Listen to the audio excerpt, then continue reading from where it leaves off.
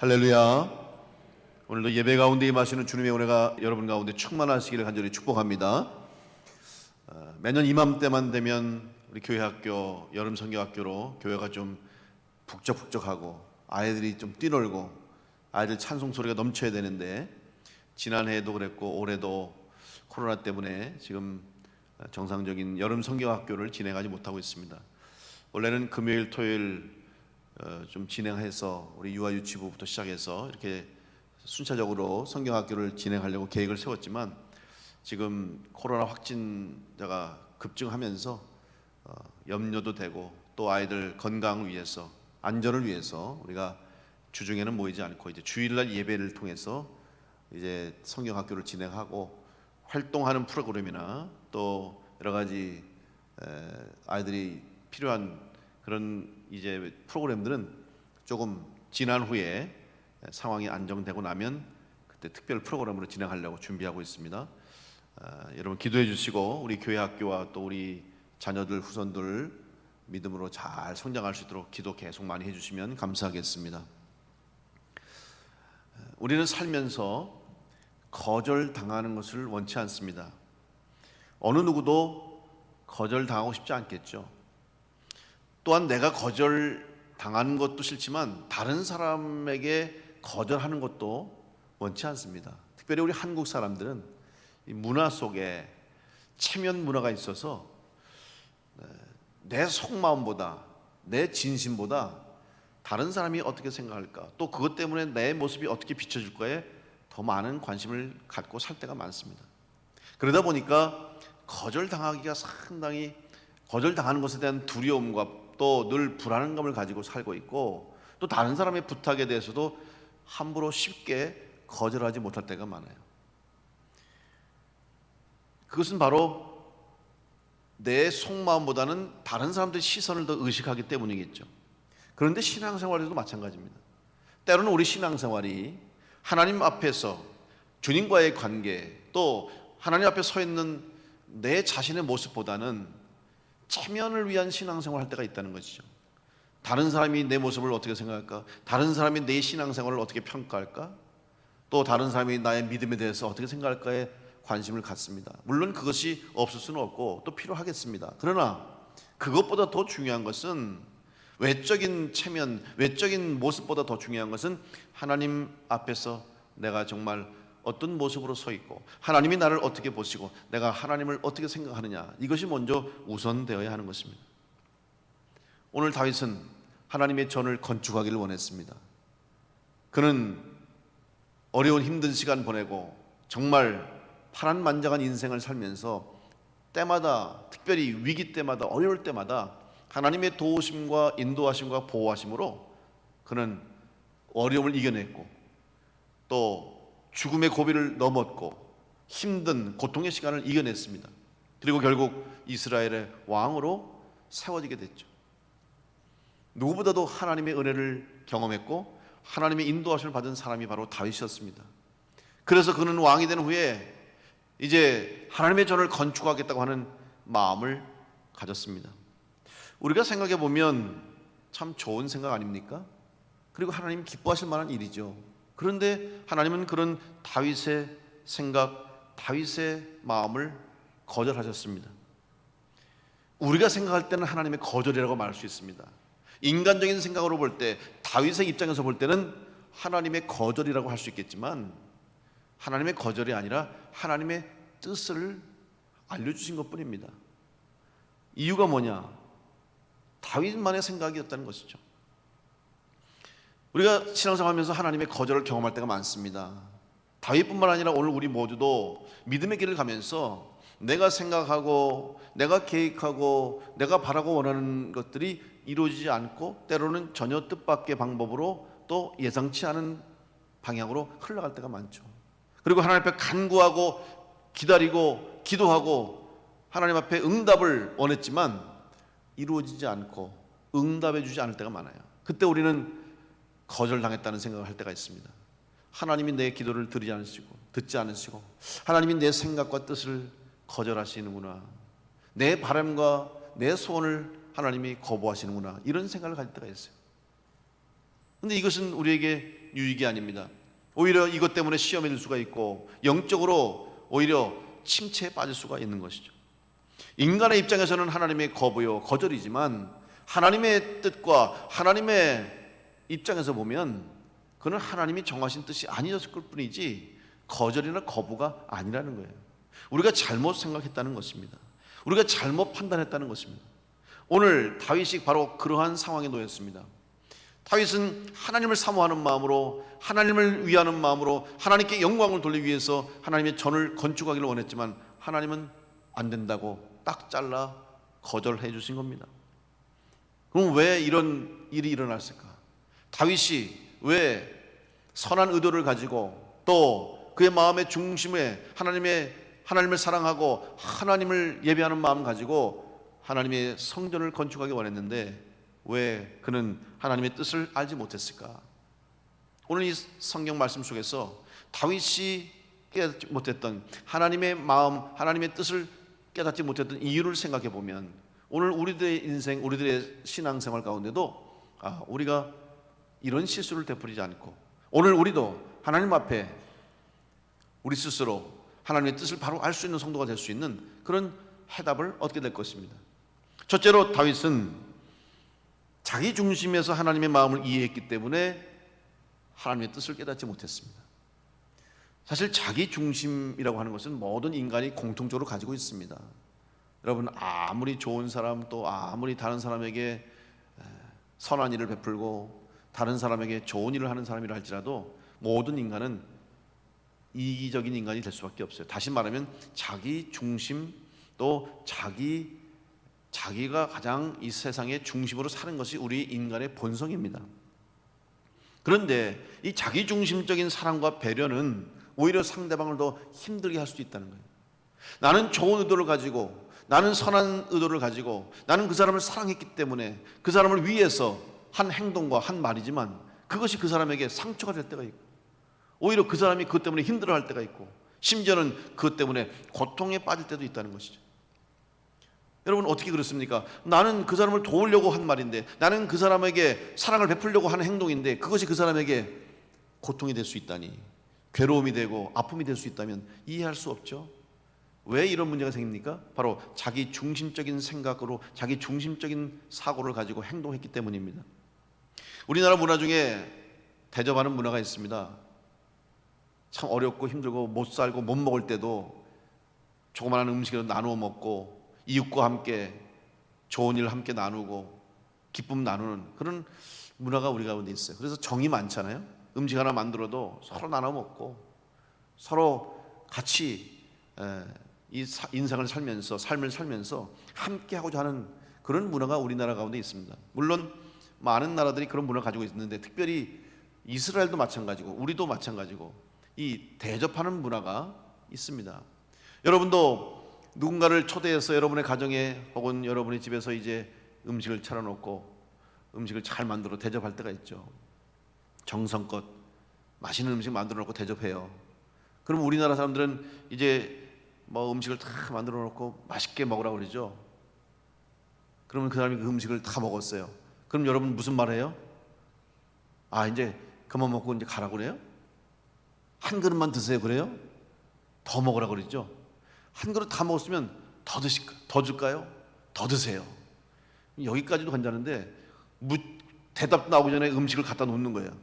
밥 다 먹었는데 한 그릇 더 드시라고 그리고 그냥 갖다 놓고 국도 다 먹었는데 또 갖다 주고 더 먹으라고. 왜? 내 중심에서 그 사람을 위한다고 생각한 거예요. 그러니까 정성을 다해서 나는 사랑하니까 당신을 위하니까 그 마음 우리 다 알죠. 그럼 이제 됐다고 그랬는데 그 됐다고가 정말 된 건지 아니면 아니래도 된 건지 모르잖아요. 그러니까 그냥 일단 주고 보는 거죠. 저도 신방을 할 때 요즘은 뭐 이제 신방할 때 이렇게 여러분 가정에서 식사하는 경우 없고 또 코로나 때문에 지금 신방을 한 지가 언제인지 참 생각이 안 납니다만은 예전에 신방하다 보면 성도님들 가정에서 신방할 때가 있어요. 그러면 성도님들이 음식을 준비해서 정성껏 준비해서 제가 먹기를 기다리는 거죠. 제가 전도사 나갔을 때도 마찬가지예요. 젊은 전도사님 오셨으니까 그들이 이제 음식을 준비하는 거예요. 더군다나 시골이니까 뭐 음식이 뭐 이렇게 화려하지 않잖아요. 그러니까 궁금한 거예요. 저 사람이 저걸 먹을까 안 먹을까? 응? 젊은 전도사가 왔는데 내가 주는 음식을 먹을까 안 먹을까? 이렇게 쳐다보는 거예요. 그리고 얼마나 먹을까? 여러분, 제가 또 원래 음식을 잘 먹기도 하고, 또 신방 가서 또 주신 음식이니까 정성껏 먹죠. 근데 양이 참 크더라고요, 그릇이. 그래서 다 먹었어요. 어떨 때는 배가 부른데도 억지로 먹었어요. 간신히 주셨으니까. 냉기면 또 섭섭할까 봐. 그랬더니 전사님 잘 드신다고, 맛있게 먹는다고 한 그릇을 또 갖다 주는 거예요. 물어보지도 않고. 근데 그거 안 먹으면 진짜 저분이 실망할 것 같아요. 그래서 제가 정말 순교하는 마음으로 억지로 할 수 없이 다 먹었어요. 여러분, 우리 문화 속에는 이런 정이 있는데 사실 내 중심으로 생각할 때가 많잖아요. 내가 좋아하니까, 내가 좋으니까 상대방도 좋다고 생각할 때가 많아요. 그런데 다 그렇지 않죠. 내 입장에서 생각하고 내 중심으로 생각하는 것이 오히려 다른 사람에게는 피해가 될 수 있어요. 우리가 잘 아는 이솝 우화 중에 여우와 두루미라고 하는 이야기가 있죠. 여러분 다 아실 거예요. 하루는 여우가 길을 가다가 두루미를 만났어요. 그래서 너무 반갑고 좋아서, 야, 우리 집에 한번 놀러 와. 오늘 저녁에 올래? 내가 맛있는 음식 해줄게. 그래, 오늘도 시간인데 갈게. 그리고 두루미가 여우 집에 갔어요. 그랬더니 이 여우가 음식을 차려놓고 먹으라고 하는데, 이 여우가 좀 심술 맞은 여우 같아. 자기가 먹기 좋은 늘 일상의 그릇을 가지고 그냥 음식을 담아놓은 거예요. 그리고 얼른 먹어. 그리고 자기는 막 먹는데, 두루미는 여우가 아니잖아요. 부리가 길어서 저 넓은 접시에 있는 음식을 먹을 수가 없네요. 하나도 못 먹고 그냥 돌아왔어요. 며칠이 지난 다음에 두루미가 여우를 만났어요. 그래서, 야, 지난번에 너 나 참 음식 대접해서 고마워. 이번엔 내가 대접할 테니까 우리 집으로 와. 알았어. 그날 또 갔어요. 그랬더니 이번엔 두루미가 여우에게 자기가 먹는 그릇에 음식을 대접하고 많이 먹으라고 하는 거예요. 두루미는 주둥이가 길어서 긴 호리병에 있는 걸 꺼내 먹을 수 있지만, 여우는 눈만 껌뻑껌뻑거리고 아무것도 못 먹었어요. 여러분, 이게 무슨 이야기입니까? 물론 상대방에게 골탕을 먹이고 상대방을 괴롭히는 이런, 또 상대방을 배려하지 않는 그런 행동과 태도는 고쳐야 되겠고, 또 하나는 자기 중심적인 생각을 가지고 행동하면 이런 일이 생길 수 있는 거예요. 여우는 그저 자기가 먹는 방식대로, 자기가 살아온 대로 대접했을 뿐이고, 두루미도 마찬가지로 자기 방식대로 자기 그릇 가지고 대접했지만 상대방을 배려하지 못하고 상대방의 마음을 이해하지 못하고 상대방의 삶을 알지 못하니까 이런 결과가 오니까 서로에게 상처만 주고 서로에게 고통만 주는 거죠. 오늘 우리는 이 말씀 속에서 다윗의 문제가 뭐냐 하면, 다윗은 자기의 생각과 뜻을 하나님의 뜻과 생각으로 이해했다는 것입니다. 자기가 하나님을 위한다고 생각하니까 하나님도 기뻐하실 줄 알았고, 자기가 하나님을 사랑하는 마음으로 하니까 당연히 하나님도 좋아하실 줄 알았는데 웬일입니까? 하나님이 허락하지 않으신 거예요. 사무엘하 7장 6절로 7절 말씀에, 내가 이스라엘 자손을 애굽에서 인도하여 내던 날부터 오늘까지 집에 살지 아니하고 장막과 성막 안에서 다녔나니 이스라엘 자손과 더불어 다니는 모든 곳에서 내가 내 백성 이스라엘을 먹이라고 명령한 이스라엘 어느 지파를 가운데 하나에게 내가 말하기를, 너희가 어찌하여 나를 위하여 백향목집을 건축하지 아니하였느냐고 말했느냐. 무슨 말씀입니까? 하나님께서 나단 선지자에게 하신 말씀이에요. 야, 내가 너에게 언제 나를 위해서 백향목처럼 좋은 목재로 지은 집을 지으라고 했느냐? 나는 너희와 함께 출애굽 이후에 광야에서부터 너희와 동행하기를 원했고 너희와 함께 거하기를 원해서 장막, 성막 안에서 거하지 않았냐? 내가 만약 필요해서 집이 필요하다면, 성전이 필요하다면 너희들에게 왜 말하지 아니하겠느냐? 이 말씀이에요. 다윗이 놓친 것이 무엇입니까? 다윗은 지금 자기는 백향목으로 지은 좋은 왕궁에서 화려하게 편안하게 지냈는데 마음속에 하나님을 생각한 거예요. 참 좋은 생각 아닙니까? 하나님을 생각하니까 미안한 거예요. 죄송스러운 거예요. 자기는 이렇게 화려하고 좋은 시설이 있는 궁에서 지내면서 하나님은 보기에 너무 초라해. 여러분, 텐트에 텐트, 성막이 별거 아니에요. 천막 치는 거예요. 왜냐하면 광야를 통과하다 보면 계속 움직이게 되기 때문에 집을 질 수도 없고, 그래서 하나님이 명령하신 대로 성막을 지은 것뿐인데, 다윗의 생각 속에는 하나님이 저런 누추한 곳에 계시면, 하나님의 임재를 상징하는 하나님의 법궤를 저렇게 누추한 청막, 보잘것 없는 성막에 모시면 되겠는가? 거룩한 하나님의 전을 지어서 화려하게 내 왕궁보다 더 아름다운 전을 지어서 하나님 모셔야지. 좋은 생각이고 너무나 기특한 생각이지만 그것은 자기의 입장이었을 뿐이에요. 자기의 입장에서 자기의 생각을 가지고 했기 때문에 결국 자기 중심적인 행동을 한 결과가 될 수밖에 없었던 것이죠. 오히려 하나님은 정반대의 입장이에요. 이스라엘 백성 한가운데 계시기 원했기 때문에, 그들 가운데 거하시기 원했기 때문에 성막 안에 임재하셨던 것이죠. 오늘 우리들의 삶이 이렇지 않습니까? 우리는 하나님을 사모한다고, 하나님 사랑한다고, 교회를 사랑한다고, 주님의 일을 위해서 일한다고 하면서 내 중심적인 생각 속에 빠져서 나만 좋다고, 나만 기쁘다고, 나만 행복하게 살아간다면 그것이 정말 주님이 기뻐하시는 일인지, 정말 하나님이 기뻐하시는 일을 생각해야 돼요. 특별히 우리 그리스도인들이 이 세상 가운데 살면서 내가 예수 믿는 것 때문에 내 믿음 지키고 내가 좋아서 신앙생활하고 또 내가 믿음으로 사는데 다른 사람들이 무슨 상관이냐, 이렇게 살아나. 물론 우리는 신앙생활할 때 때로는 세상적인 것 다 타협하지 말아야 됩니다. 때로는 세상적인 것을 거부해야 할 때도 있습니다. 그러나 세상 속에서 우리가 분별할 수 있어야 되는 거예요. 우리의 이기적인 생각 때문에, 내 중심적인 생각과 행동 때문에 세상 속에서 믿지 않는 사람들에게 오히려 하나님의 영광을 가릴 수도 있음을 우리는 기억하면서 정말 하나님의 뜻이 무엇인지, 정말 하나님의 마음이 무엇인지를 잘 알 수 있는 성도가 되어야 할 줄로 믿습니다.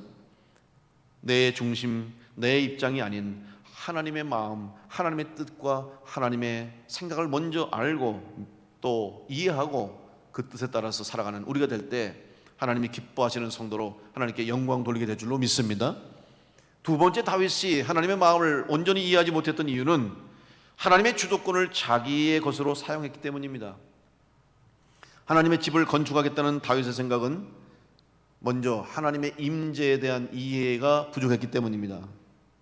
출애굽기 25장 8절로 9절 말씀에 내가 그들 중에 거할 성소를 그들이 나를 위하여 짓되 무릇 내가 내게 보이는 모양대로 장막을 짓고 기구들도 그 모양을 따라 지을지니라. 하나님이 하나님의 법궤를 모시게 하면서 성막을 짓게 하신 이유가 있어요. 출애굽하는 과정 속에 광야에서 하나님 명령에 따라 짓게 하셨고, 바로 나를 위하여 지으라고 하신 말씀이죠. 이스라엘 백성들을 위해서 지으라고 하신 말씀이 아니에요. 우리는 생각할 때 이스라엘 백성들을 위해서 물론 하나님이 그곳에 계심으로, 하나님이 임재하심으로 이스라엘 백성들에게 가장 큰 은혜가 됐고 복이 됐겠죠. 그런데 하나님이 성막을 지을 때 분명히 뭐라고 말씀하셨냐면, 성소를 그들 중에 내가 그들 중에 거할 성소를 그들이 나를 위하여 지어라 그랬어요. 하나님은 하나님을 위해서 성전을 지으라고 얘기했지 이스라엘 백성들을 위해서 지으라고 하신 말씀이 아니라는 거죠. 주도권이 하나님께 있어요. 하나님께 예배하는 것이고 하나님을 위한 교회가 되는 것이고 주님을 위한 교회가 되어야 할 줄로 믿습니다. 우리가 이것을 착각할 때가 많아요. 여러분, 이건 잘 알아야 돼요. 아주 중요한 문제예요. 이것을 잘못 이해하면 우리의 신앙이 완전히 잘못된 신앙, 예수 믿는다고 하면서 그리스도인이라고 하면서 오히려 그리스도인이 아닌 것처럼 살 때가 많다는 거죠. 잘못 이해하는 거예요. 하나님을 위해서 교회를 지어야 되고 하나님을 위한 교회고 주님을 위한 교회가 되는데, 우리를 위한 교회, 우리 인간들을 위한 성전, 나를 위한 신앙생활이 돼서는 안 된다는 것입니다. 결국 예배를 바르게 이해하지 못했어요. 다윗이 장막, 성막을 이해하지 못한 것은 제사와 예배를 온전히 이해하지 못했다는 겁니다. 예배가 무엇입니까? 우리말로 예배라고 하는 용어는 말 그대로 해석하면 예를 갖추어 절을 하는 의미가 예배예요. 따라서 우리는 사전에 보면 이렇게 정의 내려 있는 것을 알게 됩니다. 신을 신앙하고 숭배하면서 그 대상을 경배하는 행위 및 양식이 예배라는 것이고, 좀 더 구체적으로 정의를 내린다면 기독교의 개신교회가 주일에 공식적으로 모여서 하나님 앞에 행하는 행위다. 바로 예수 그리스도를 믿는 성도들이 예수 그리스도의 이름으로 신앙을 고백하며 그의 이름으로 찬양하고 하나님을 향하여 경외함과 섬김의 표현이 예배라는 것이죠. 여기서 중심이 누구입니까? 하나님이죠. 하나님이 예배의 중심이시고 하나님이 예배의 대상이시고 하나님께 예배하는 거예요.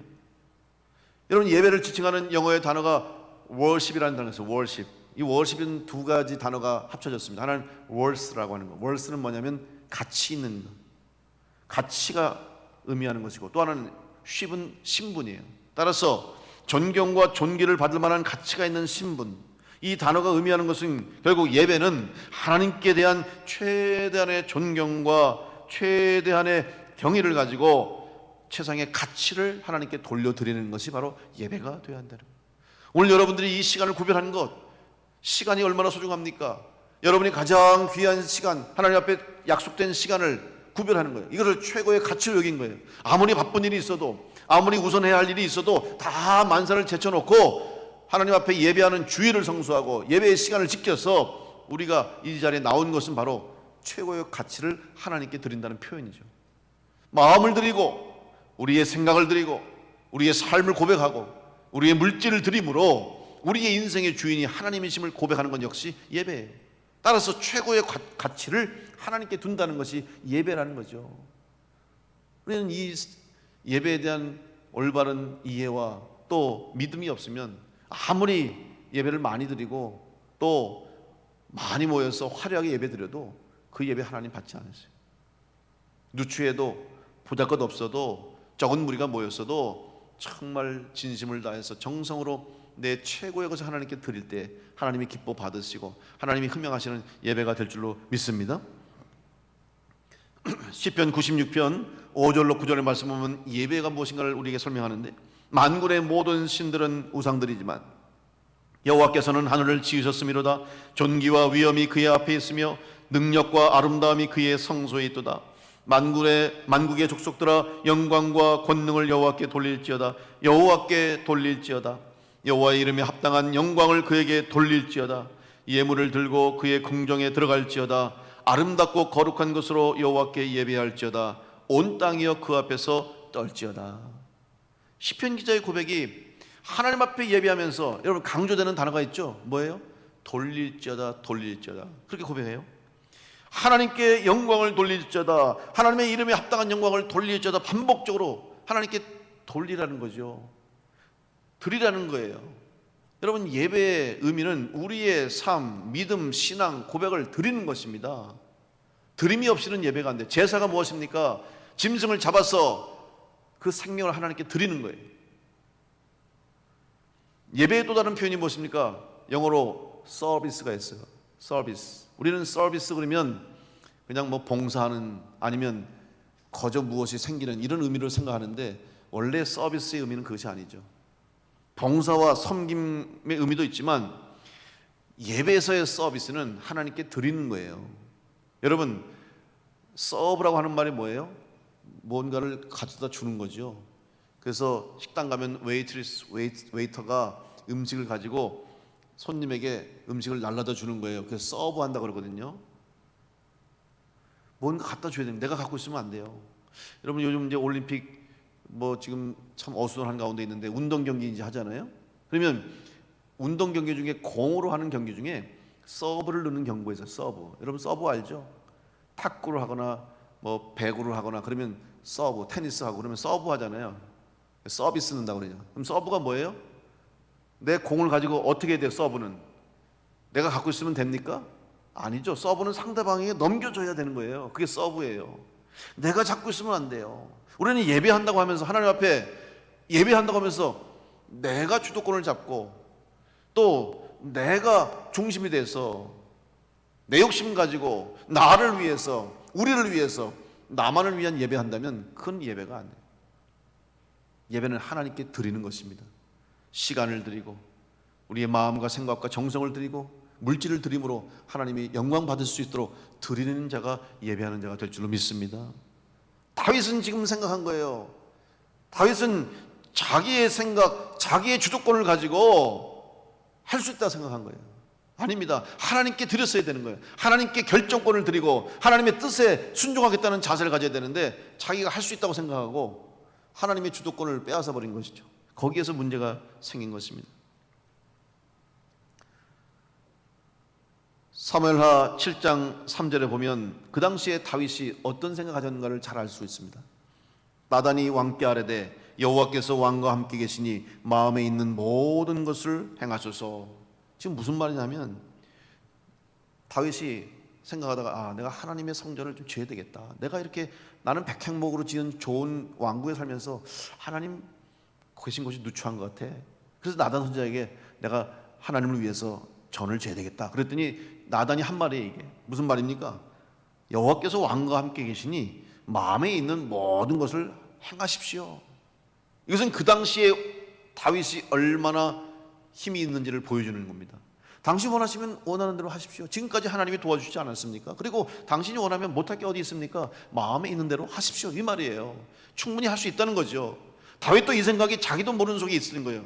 왜? 다윗은 그 당시에 하나님이 함께 하시는 왕으로서 태평성대를 누리게 했고, 특별히 이스라엘을 국가로서 또 주변에 많은 접경 지역에 있는 나라들을 정복하면서, 특별히 블레셋을 정복하면서 힘이 생긴 나라로 만들었어요.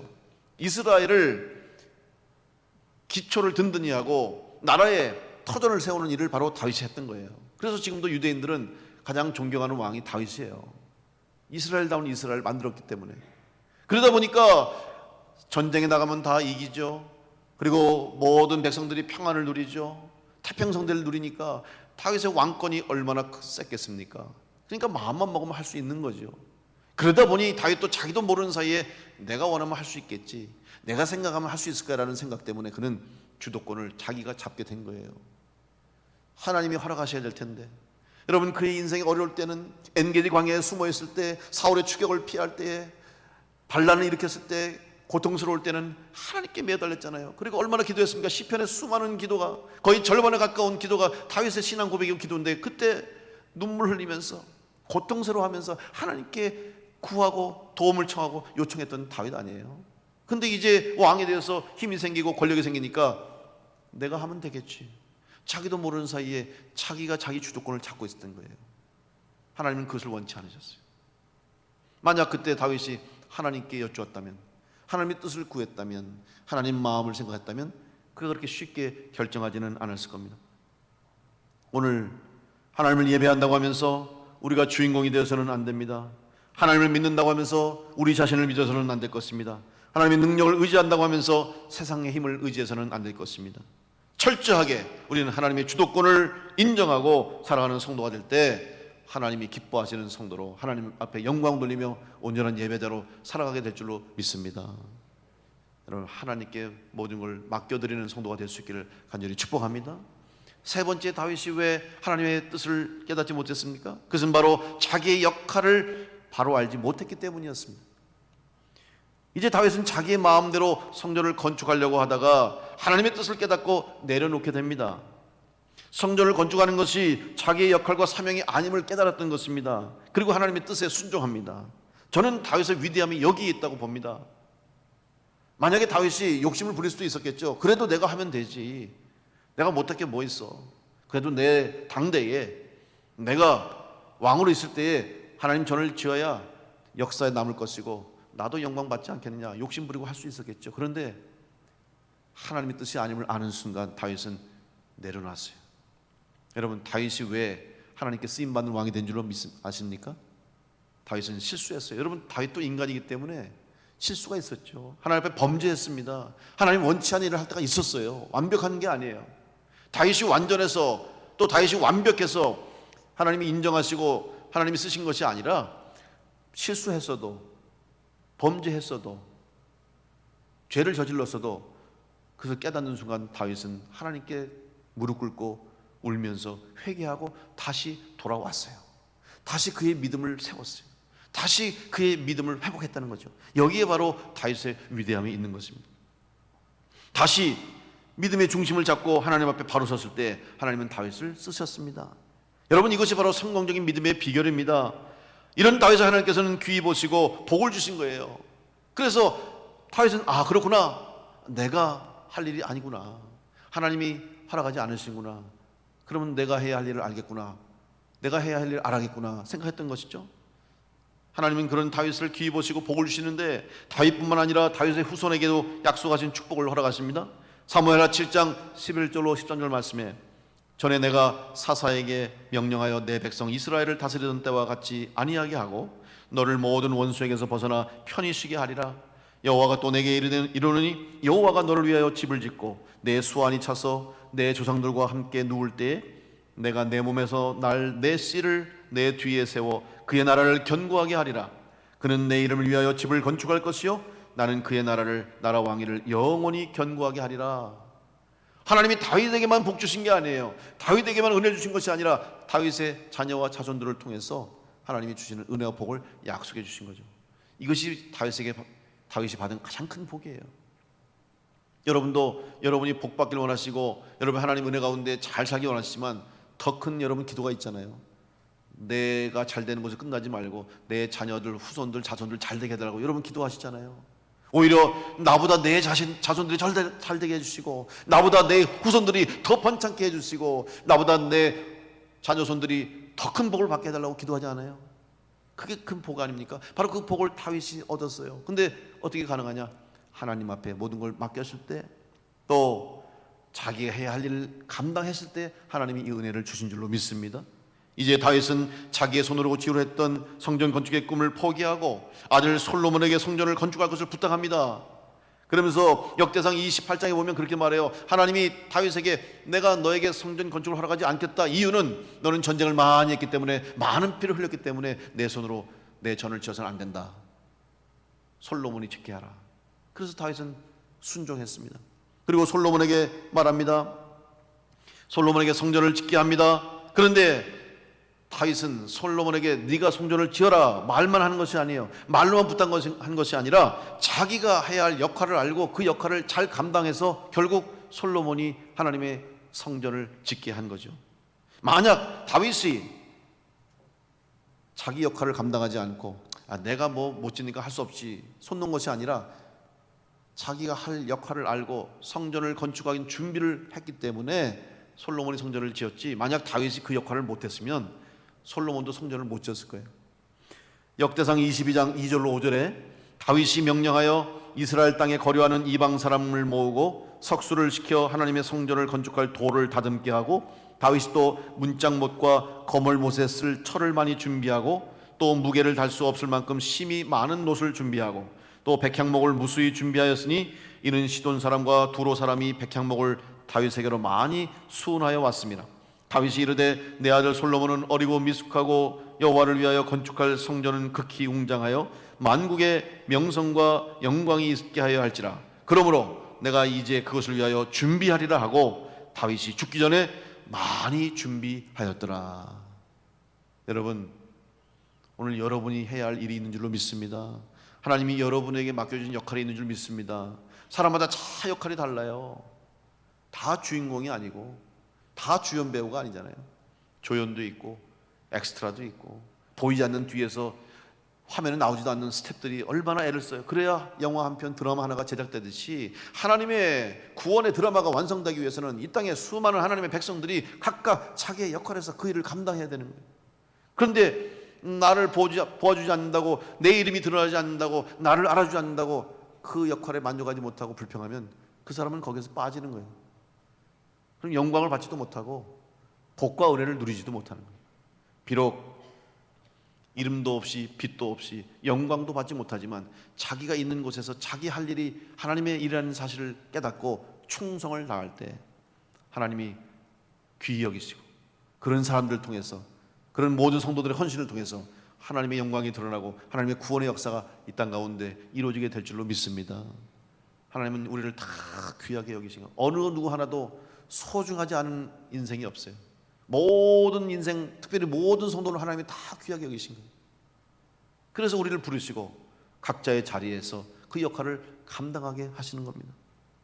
오늘 여러분의 역할이 보잘것없어 보여도, 여러분이 서 있는 자리가 초라해 보여도, 여러분이 주의 몸된 교회에서 하는 일이 없는 것 같아도 분명히 여러분에게 주신 하나님의 역할과 주님의 사명이 있음을 기억하시고 기쁨으로 또 감격한 마음 가지고 여러분이 그 사명을 감당할 때 우리 교회가 든든히 세워지고 바로 세워지고 이 땅 가운데 해야 할 사명을 감당하는 은혜의 교회가 될 줄로 믿습니다. 다윗이 그걸 알았기 때문에 많은 건축 자재들을 준비해 놓은 거예요. 자기 있는 힘을 가지고 성전을 건축하지 못하지만 오히려 성전 건축 자재들을 다 준비해 놨기 때문에 솔로몬이 그 영광스러운 성전을 건축한 거예요.